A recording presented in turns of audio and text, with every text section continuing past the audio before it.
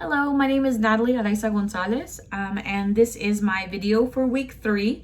After watching the cultural competence, what does it mean for educators YouTube video, I was very intrigued by the different ways that teachers view what social competence is, but it comes down to respect. It comes down to recognizing your students, and like many of these teachers expressed, knowing their struggles, their challenges, and the opportunities that you as an educator can provide for them. Understanding our own personal biases, not allowing them to be a part of our classroom, a part of the way that we teach, and making sure that social justice is a part of every day in our classroom. It is very important that we allow every student to be who they are, and that they are respected by their peers. Cultural competence continuum chart. On there, I honestly feel I fall in the area of indifference and unaware. Not because I am indifferent, but because honestly, there is so much to learn.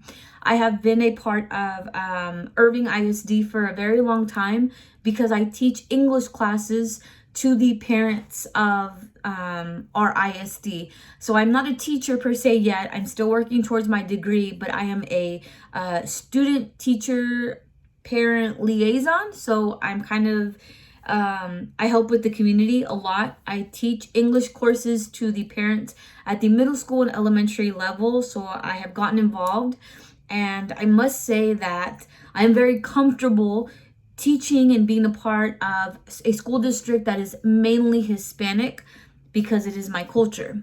It is what I know. I am bilingual, so it's easy for me to communicate with these parents and know their struggles that they're going through and what they expect of their students. The only way that I will get out of my comfort zone is teaching in a different school district. Maybe a school district like where I came from. I was actually raised in South Texas, a very poor Hispanic district, and then I moved to Dallas when I was 14 to be a part of Coppell ISD, which is a very affluent area. There are students that are Caucasian, Asian, Indian for the most part. There is no Hispanics in the area. It's a very limited number of Hispanics actually.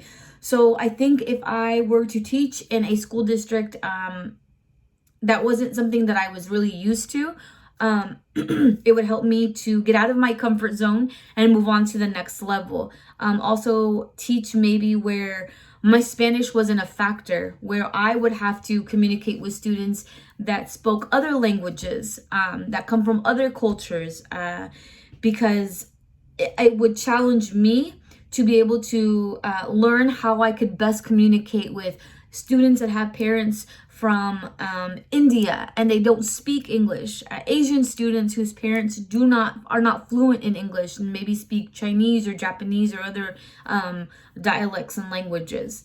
I actually learned on the National Education Association website that they do have online courses that run from 2 to 4 hours, and they can teach you all about culturally responsive education, diversity, inclusion, positive school environment, and racial and social justice. So I think as an educator, that's something that I would look into. Keep learning every day, taking these online courses. Inclusivity in my future classroom, I think I would understand my students a bit better if we learned about each other. So doing like culture days where people bring food that is specific to their culture, clothing, dresses, if we read books that had to do with different cultures.